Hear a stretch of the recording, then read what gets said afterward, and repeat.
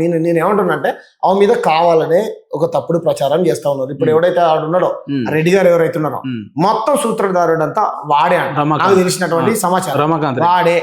తర్వాత ఇంకా కొంతమంది ఉన్నారు, ఇక వీళ్ళు దొరికింది కదా అని కోడిగుడ్డు మీద ఈకలు బీకేటువంటి వ్యక్తులు ఉంటారు కదా, వీళ్ళు ఈ విషయాన్ని పెద్ద ఎత్తున లాగదీసి పేపర్లలో యూట్యూబ్లలో ప్రజలలో నా గురించి మాట్లాడుకోవాలి, నా ఫోటో రావాలనుకునేటువంటి వ్యక్తులు ఉంటారు చూసినావా, అటువంటి బ్యాచ్ ఒకళ్ళు పనికిరానటువంటి వ్యక్తులు చేసినటువంటి. కానీ ఒక విచిత్రం ఏంటంటే నువ్వు అన్నట్టు బాధితులు వాళ్ళ అమాయకులు. ఇప్పుడు మోసం చేసేవాడికంటే మోసపోయేవాడిది తప్పు పోయి నువ్వు జాగ్రత్తగా ఉండాలి.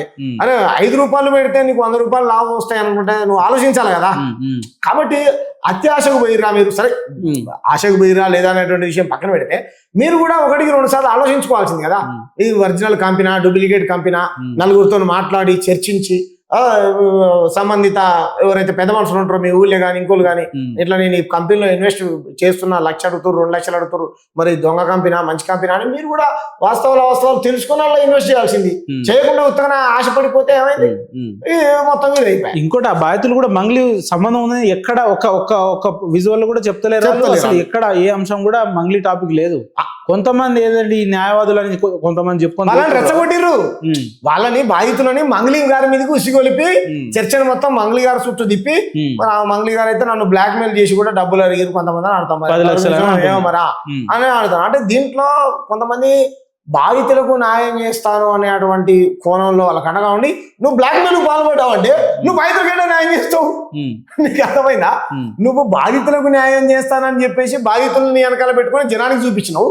నువ్వు ఎవరైతే దొంగతనం చేశారని వాళ్ళ మీద ఎలిగేషన్ చేస్తా ఉన్నావు వాళ్ళ దగ్గరికి పోయే మళ్ళీ నువ్వు డబ్బులు కావాలి నాకు అని చెప్పేసి ఏమంటారు బ్లాక్ మెయిల్. ఇప్పుడు ఇదే న్యాయవాది మధు ఉన్నాడు, దీని వెనకాల మధును అరెస్ట్ చేయండి, మధు పట్ల బాధితులకు న్యాయం జరుగుతుంది ఎక్కడ అంటలేడు. ఎంతసేపు మంగ్లీ నన్ను బెదిరించింది, మంగ్లీ నన్ను 10 లక్షల ఆఫర్ ఇచ్చింది, లేదంటే నేను శ్రీముఖ్ నన్న ఇంకోటన్నా, ఈ రకంగా చర్చ నడుస్తుంది. నేను ఒక్క మంగ్లీ గారి ఇంటర్వ్యూ ఒక్కటే చూసిన, అక్కడ ఏమంటారు పంజాగుట్ట పోలీస్ స్టేషన్ దగ్గర ఒక్క మంగ్లీ గారి ఇంటర్వ్యూ ఒక్కటే చూసిన. తను ఏడుస్తా ఉంటే నాకు సోషల్ మీడియాలో ఇప్పుడు వాళ్ళు ఎవరో నాకైతే తెలియదు, అవతల అపోనెంట్ ఎవరో తెలియదు, నాకు తెలియదు వాళ్ళు ఎవరో మనకు తెలియదు. కాకపోతే మంగ్లీ గారి గురించి నాకు తెలుసు, ఎందుకంటే తెలంగాణ కవులు కళాకారులతో ఉన్నటువంటి మంగ్లీ గారు వాళ్ళ క్యారెక్టర్ వాళ్ళ ఆమె విధానం నాకు ఎదిగింది భయ్, కష్టపడ్డది ఎదిగింది, సక్సెస్ అయింది. ఆ జలసీ ఉన్నది, ఇంకా రకరకాల కుట్రలు దాగి ఉంటాయి. ఉపేందర్ నీకు తెలియదు ఏమున్నది, సినిమా రంగంలో అంచెలంచెలుగా ఎదగాలంటే ఎన్నో ఇవి ఉంటాయి. కాబట్టి పాన్ ఇండియా సింగర్ గా తను ఎదగడం వీళ్ళకి ఇష్టం. ఓవరాల్ గా ఈ మంగ్లీ గారి episode micro finance company episode ఏం చెప్తారు అసలు? మంగ్లీ గారి మీద, మంగ్లీ గారు లాంటి వ్యక్తుల మీద ముఖ్యంగా నేను ఇప్పుడు నా వర్షంలో నేను చెప్పాలని, నేను బహుజన బిడ్డని, బలహీన వర్గాల బిడ్డల మీద, ముఖ్యంగా దళితుల మీద, గిరిజనుల మీద, ఆదివాసుల మీద, బీసీల మీద, ఓకేనా, మనలాంటి వర్గాల మీద కక్ష కట్టుకొని కొంతమంది ఇటువంటి వ్యక్తులను అడ్డం పెట్టుకొని బదనాం చేయడానికి చేస్తున్నటువంటి కుట్ర. మరి అవతల కూడా గిరిజనులే అన్నాను కూడా మీరు అనొచ్చు. ఎస్, గిరిజనులతోనే గిరిజనుల కంట్లే ఏలు పొడిపియాలి, దళితులతోనే దళితుల కంట్లే ఏలు పొడిపియాలి, బీసీలతోనే బీసీల కంట్లే ఏలు పొడిపియాలి. మన పతారాన్ని మనోళ్ళతోనే ఇది రాజకీయాల్లో కుట్రలో భాగం. కాబట్టి మంగ్లీ గారు మీరు అవన్నీ పట్టించుకోకండి. అంచెలంచెలుగా ఏమంటారు మీ పని మీరు చేసుకుంటూ పండి, ఎదగండి, సక్సెస్ అంటే మీరు మీ మూలాలను మర్చిపోకండి. ఇటువంటి విధవలు ఎవరైతే కామెంట్స్ చేస్తున్నారో వాళ్ళ కామెంట్స్ పట్టించుకోకండి. మీరు ఏడుస్తుంటే నాకు బాధ అనిపించింది, ఎందుకంటే మీ పాటకు నేను అభిమాని. తప్పు చేసినప్పుడు మేము కూడా ఖండించాం, కానీ ఒక ఆడపిల్లని గాయపరిచేంత ఏడిపించేంత పని మనం చేయొద్దు పర్టికులర్ గా కక్ష కట్టుకొని. అది మంచి పద్ధతి కాదు, మీరు చేయకండి. అంటే బాధితులు కూడా ఇబ్బంది పడుతున్నారు ఇప్పుడు. అల్టిమేట్ న్యాయం చేయమని చెప్తున్నాం భయ్, బాధితులకు న్యాయం అని. మంగ్లీ గారు కూడా ఏం చెప్తున్నారు, బాధితులకు అసలు ఎవరి పని అయితే చేశారో నాకు తెలియదు, నా మీద ఇటువంటి కుట్రలు ఎందుకు జరుగుతుందో నాకు కూడా తెలియదు.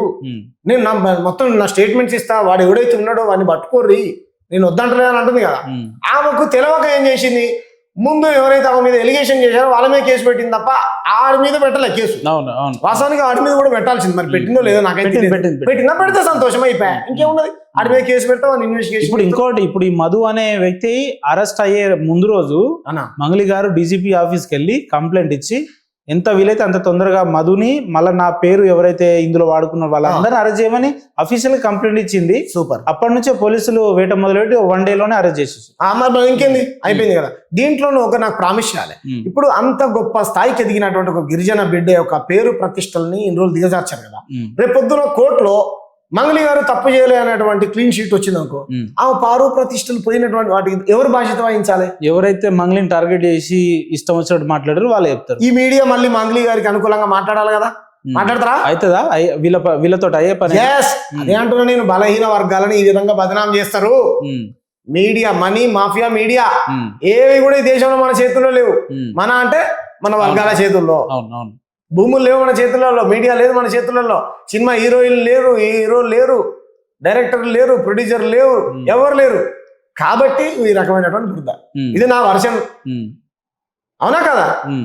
వాళ్ళే బాధ్యత వహించి రేపు పొద్దున తప్పు చేస్తే తప్పని చెప్పండి. మళ్ళీ ఈ ఎవరైతే ఈ అడ్వకేట్లు అని చెప్పి తిరిగే వ్యక్తులు కానీ ఈ మీడియాలో ఎవరు క్షమాపణ చెప్పరు ఆమెకి. ఇక మరి చెప్పాలి కదా. ఒకవేళ నిజంగా మంగ్లీ గారు తప్పు చేసింది అనుకో, మంగ్లీ తప్పని మనమే నిర్ధారిద్దాం అప్పుడు. కానీ చేయకముందే కోర్టులో వందల మంది మీద కేసులు అయితే పోయి ఆ బీజేపీ బీజేపీని బాగా ఫోకస్ ముఖ్యమంత్రి రీసెంట్ గా కాబట్టి చెప్తున్నా, బీహార్ ముఖ్యమంత్రి మీద 17 మర్డర్ కేసులు ఉన్నాయట. ఏమైంది మరి? ఆయన ముఖ్యమంత్రి ఇచ్చినట్టే కేసులు మాత్రమే ఉన్నాయి కానీ నిర్ధారణ కాలే కదా అని అంటారు. కేసు అయినంత మాత్రం అయినట్టు కాదు కదా.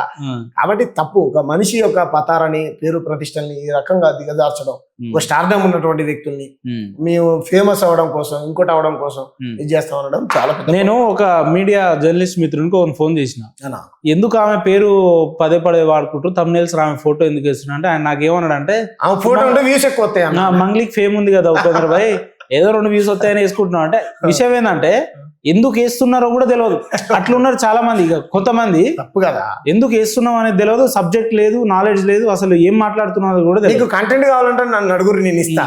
ఈ దేశంలో రాజకీయ నాయకులు దోపిడీలు, దొంగతనాలు, దుర్మార్గాలు, వాళ్ళ భూ కబ్జాలు నా దగ్గర 100,000 ఉన్నాయి కదా. నువ్వు నెలకు 2 సార్లు నన్ను ఎందుకు పిలుస్తున్నావు? ఏదో ఒక ముచ్చట ఉంటుందనే కదా.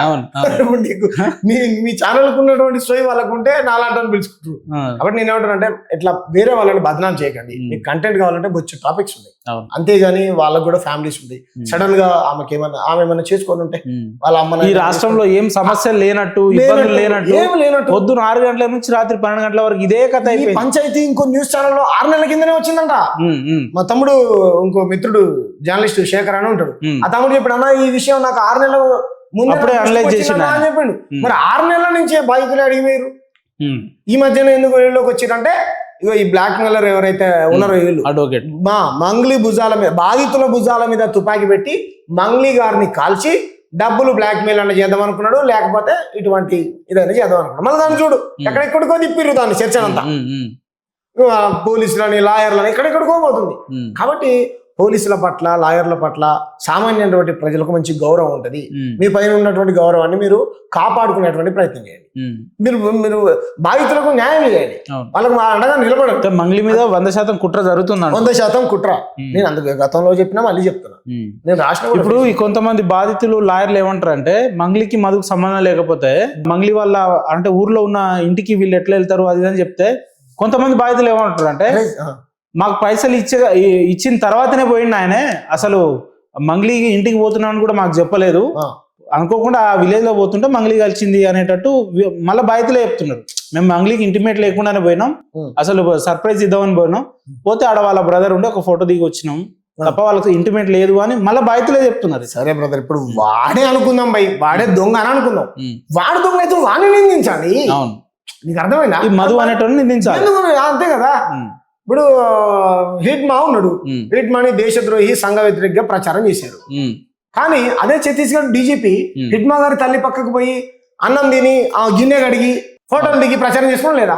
అంటే హిట్మాకు ఆ డీజీపీకి సంబంధం ఉన్నదా? ఓకే, మీకు అర్థమైందా? Simple logic. అంతే కదా, సింపుల్. అరే పోసు పోయి ఒక కులం అని పోయినో, ఊరని పోయినో, పేరు ప్రతిష్టలు ఉన్నాయని పోయినో, ముందు పరిచయం ఉండిపోయినా అంతే తప్ప మంగ్లీ యొక్క తమ్ముడు నా పేరు చెప్పి నువ్వు లక్షల కోట్ల రూపాయలు వసూలు చేయరా, నీ కంపెనీ పెట్టరా అని ఆమె చెప్పిందా అని మనతో చెప్పిమను. మరి మంగ్లీ ఇలా చెప్పిమన్నది మనతో చెప్పిమను. వాడు ఆ మాట అంటలేడు కదా, మధు అనేటు తప్పు కదా. కాబట్టి ఇదంతా కుట్ర. మీరు ఇవన్నీ మానుకోండి, మంచి పద్ధతి కాదు ఇది. Thank you.